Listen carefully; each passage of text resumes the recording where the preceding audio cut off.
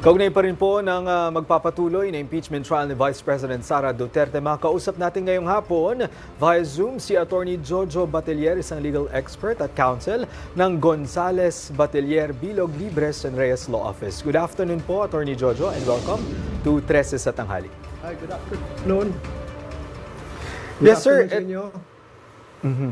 Yes sir, medyo ngayong araw magpapatuloy nga ikalawang linggo ng impeachment trial. And based sa schedule, sasala ngayong hapon si Attorney Jeremy Lotoc, NBI BARM Director.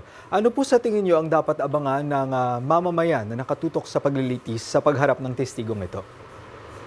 Well, we anticipate that that witness will strengthen or present more evidence about the grave threats issued by Vice President Sara against the President, First Lady, and Speaker Martin Romualdez. Yes, sir. And sir, nung nakaraang linggo, napansin natin na 2 araw yung kinailangan ng Senate Impeachment Court para maglaan ng panahon para sa direct at cross-examination ni witness Calilong. Do we expect the same length of days for Lotoc, and also if and when may kakayahan po ba o kapangyarihan ng Senate Impeachment Court to possibly lessen yung time of questioning to the witness?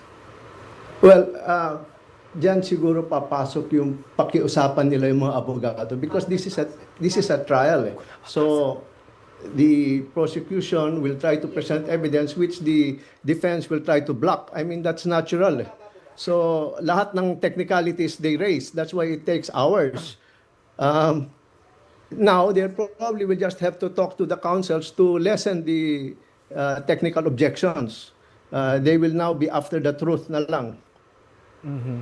And pakiusapan niyan. I don't know if the defense or the prosecution will listen either, but it's up to them. It's really up to them. Sir, let's just circle back a bit tungkol kay Attorney Lotoc. Siya kasi daw ang nag-investigate, siya ay isa sa mga nag-investigate tungkol doon sa alleged grave threats nga ni VP Sara. What do we hope to hear from him? Yung mismong, pagpapatunay na merong hired? Go ahead, Attorney. Yes, that's exactly it. The results of their investigation. He will now testify on the results of the NBI's investigation. Yeah. They probably will try to establish that there was really an assassin that was hired.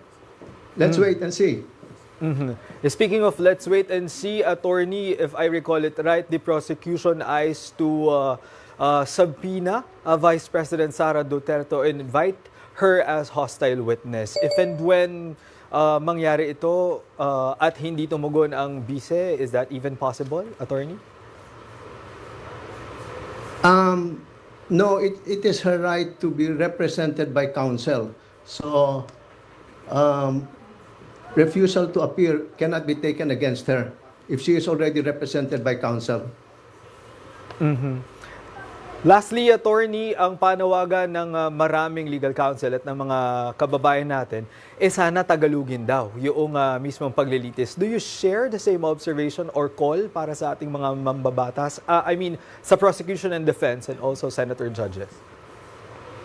Yeah, unfortunately, I am more inclined to Bisaya than Tagalog, so I prefer the Taglish. Alright. Besides, nasa constitution natin, English or Tagalog is the national language.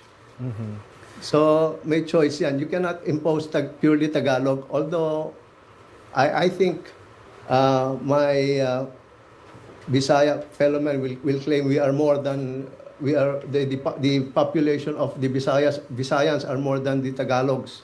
So let's keep it that way, open to English and Tagalog. But I guess the bottom line is, ang gusto natin maintindihan po ng buong sambayanan ang impeachment trial. So with all of that, maraming salamat po, Attorney Jojo Batelier, para sa inyo pong oras. Salamat din. Thank you for having me.